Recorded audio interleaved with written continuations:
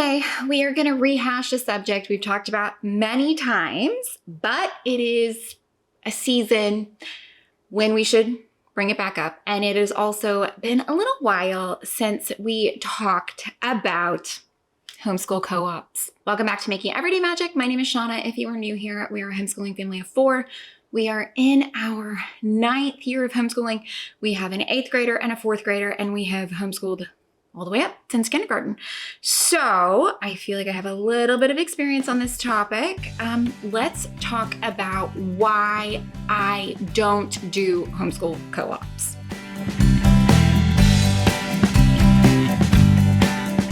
Before we go any further, please scroll down, hit the big red subscribe button, turn on the bell for notifications, and give this video a thumbs up. As always, you can find me right on down in the comments or over on Instagram at Making Everyday Magic. If you are wondering why so often I come here and it looks like my hair needs like a really good comb out, it's because it does. I often try to film when I have something else going on, something else where I'm going out or need to look cute later, but way later. And so, for example, I'm filming this video before 8 a.m. So this is the look that's got to last me all day. And therefore I will not be coming it out for you. But later it's going to look real cute. It'll look perfect later. So you just have to trust me on that. Anyways, hey, hi, how are you? Good morning. Have coffee. We do not do homeschool co-ops. Co-ops. What is a co-op? A co-op is essentially a group of people who get together cooperatively to accomplish a goal.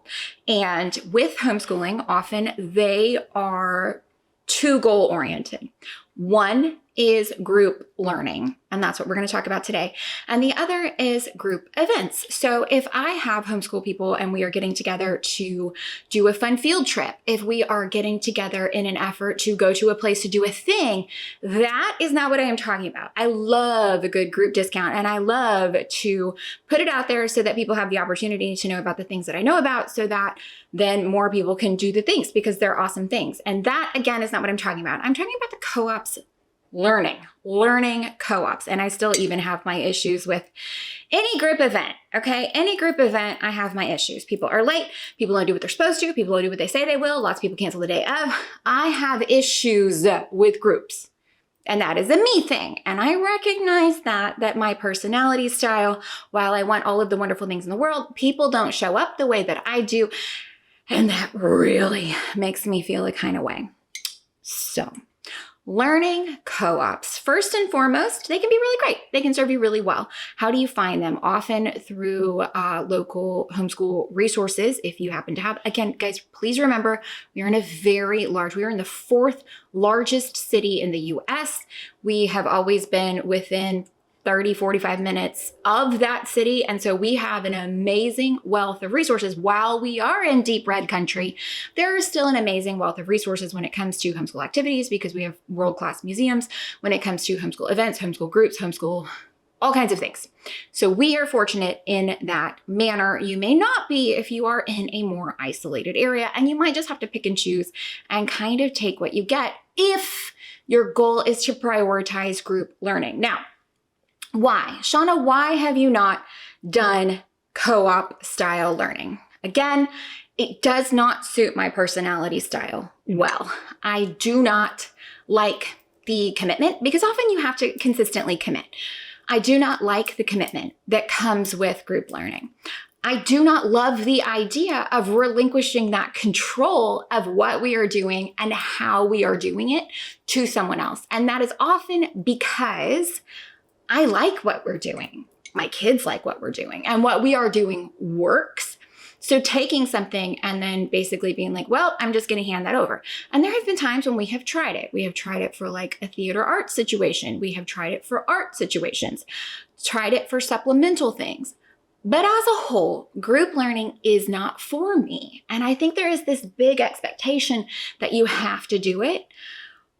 We don't enjoy it. My kids don't appreciate it. They don't get out of it what you think that they will. Oftentimes the quality of learning is not as high as you would think that it is. Oftentimes there are situations where not everybody in the class is on the same level. Not everybody in that class is as capable or as able to sit through a classroom setting. So your kids don't get out of it what you are hoping they will. And It is very important that your kids learn how to sit still, raise a hand to ask questions, things like that, to respect classroom settings. And that will foster them very, very well when you do send them out into group learning situations. And we do have a group learning situation this year, and that is facilitated through the museum.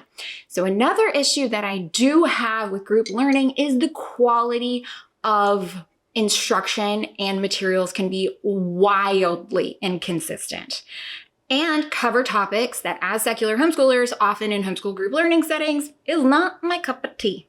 By outsourcing science classes, once monthly science classes to the museum, I trust the museum's content, genuinely do. And so I know that being taught by an industry leader, somebody who is certified and background checked to be around kids, has the facility, has the materials, has the knowledge, has the know-how, has the experience, has the total package to be able to do this, both to public school kids and to homeschool kids, to any kid. That for me does give it a certain level of, not legitimacy isn't the right word, but a certain level of maybe like a standard, like a bar that I know I can trust my expectations are being met in that situation. So for me, that is a group learning.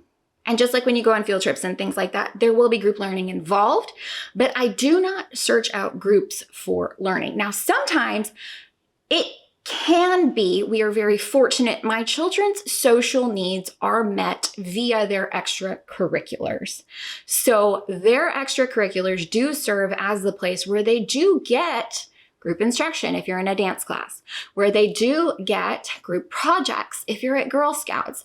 And that is where they are building those bonds through common interests with friends. We do not, as homeschoolers, search out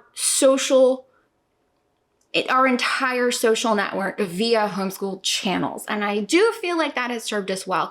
And I do have a lot of videos on homeschool socialization and those opportunities. Now, again, you may not be in a place or a place financially. I mean, let's not kid, kids' activities are stinking expensive.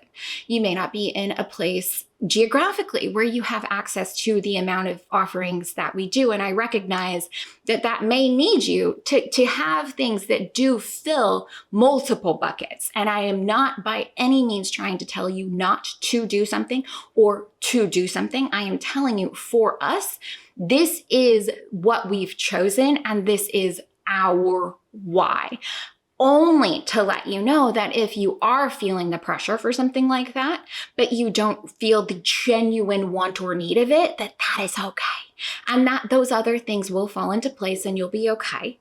And that it just may not be for you in the same way that it is just not for us. And every few years I try something again and I was like, but this is why, though I don't always search this out hardcore every year, because I do not find that it is valuable enough to put an additional strain on our finances, on our time, on our schedule. And so for me, it is not something that has ever served us beneficially more than it has been a pain in the butt, if that makes absolute sense to you. And again, I want to stress to you that there are so many benefits that can come out of co-ops, homeschool community, resources, sharing secondhand resources, getting some of those things on discount.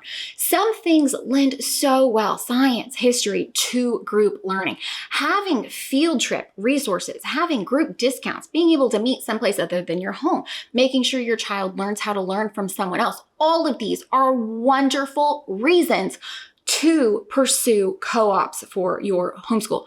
Absolutely. And I am not saying that none of those are worth it. What I am saying is that for me, the value doesn't offset the demands enough to be a thing where I focus my energy. And it is schedule demands, cost demands, time demands, energy demands. A lot of them are where you have to teach something, which is not something I want to do. I have never been out searching in this world to be a teacher. I know that's counterproductive to everything that I tell you here, but I want to homeschool my kids to give them the best education. I'm not homeschooling my kids because I am a teacher, am a trained teacher, want to be a teacher. That isn't the goal for me.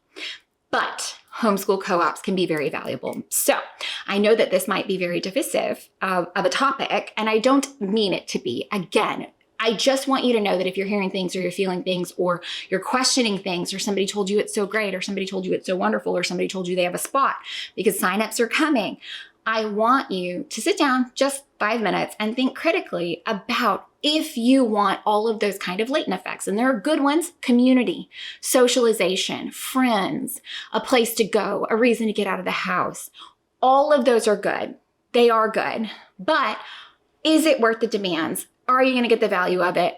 So often I get to a place where when I sign up for something or I commit us to something because it sounds amazing and it looks great, and I'm so guilty of that. We've talked about it many times here. We get there and we do the thing and I'm like, oh, and then I start to have doubts and I check in honestly with my children. And there came a time when they finally told me, please stop signing us up for stuff. We don't enjoy this. We don't enjoy the people we're forced to be with in these situations. This isn't what we're choosing. Please stop doing this. And that was such a hard gut punch for me because I was doing it for all the right reasons, right? I'll make friends, get out, do blah, blah, blah. They did not want me doing that.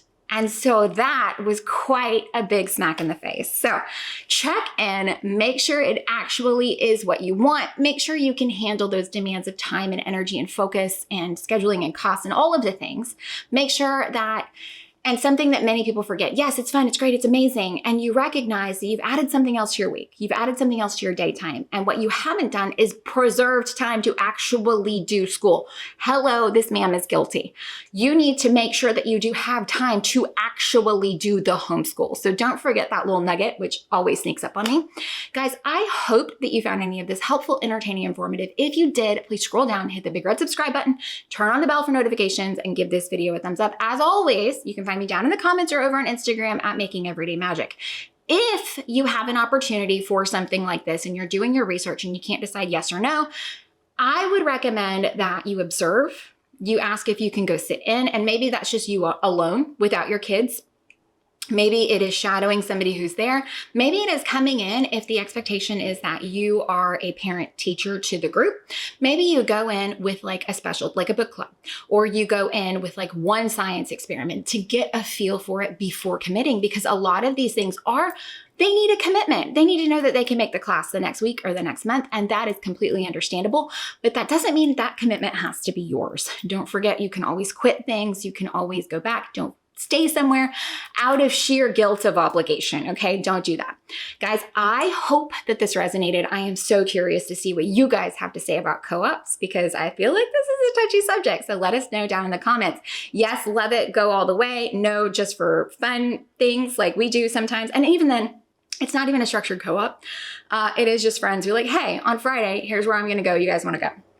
I just want you going in with your eyes open because I think so often things like this are romanticized, like it's going to fill some void in your homeschool. And then you realize that it is this big, black, hairy thing in your homeschool that we don't talk about and we don't even enjoy. So just check it out. That's all I'm saying. Just do that for you.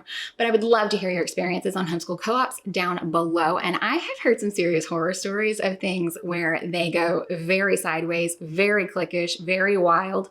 But there's also some wonderful, wonderful things that have blossomed from them. So would love to hear about it. Bye, guys.